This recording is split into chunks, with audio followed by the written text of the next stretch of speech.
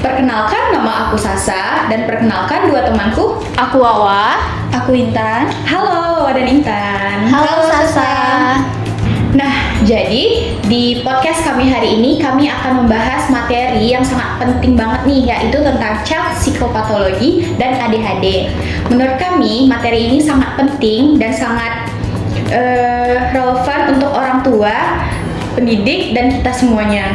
Iya, bener banget. Banyak banget anak-anak yang menghadapi kondisi ini. Tapi sering salah paham atau salah tangani karena kurangnya informasi. Jadi, penting banget untuk meningkatkan kesadaran masing-masing. Betul banget, Wah. Selain itu, autisme dan ADHD seringkali punya stigma negatif di masyarakat.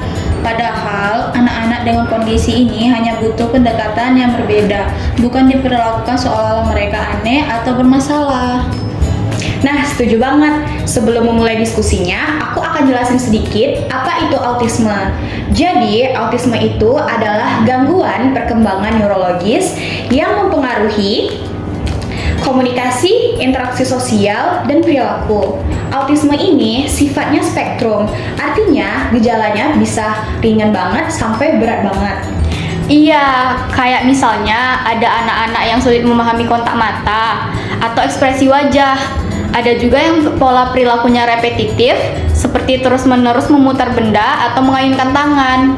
Betul, dan ada juga yang sensitif banget sama rangsangan sensori, kayak suara keras atau tekstur tertentu. Gejala autisme ini biasanya muncul sebelum anak berusia 3 tahun. Kalau ADHD beda lagi ya, Wawa? Kamu bisa jelasin sedikit nggak tentang ADHD? Tentu, jadi ADHD adalah gangguan perkembangan saraf yang ditandai dengan kesulitan perhatian, hiperaktif, dan impulsif. Contohnya, anak ADHD sering susah fokus, gampang lupa, nggak bisa duduk diam, atau suka menyela pembicaraan.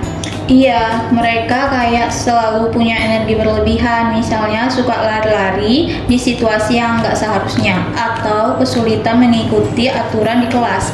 Itu yang kadang bikin mereka dianggap nakal, padahal itu karena ADHD.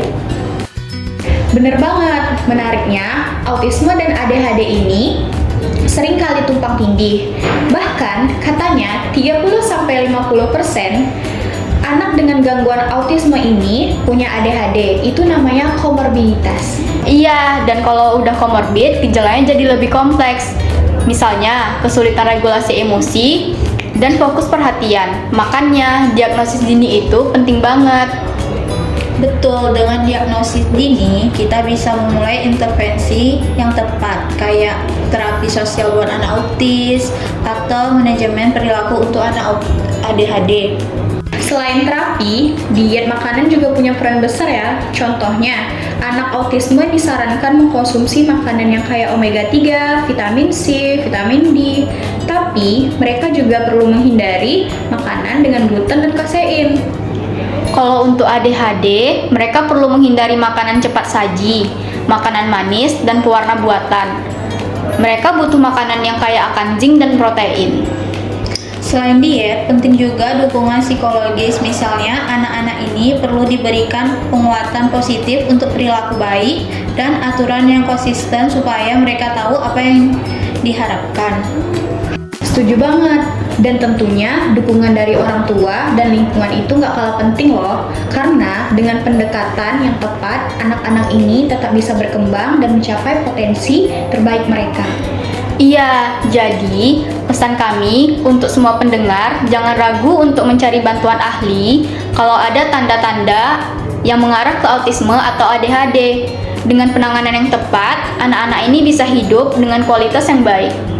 Terima kasih buat semua yang sudah dengar diskusi kita. Semoga ini bermanfaat dan bisa mengubah cara pandang terhadap anak-anak dengan autisme dan ADHD. Sampai jumpa di lain waktu semuanya. Terima kasih semuanya. Bye-bye.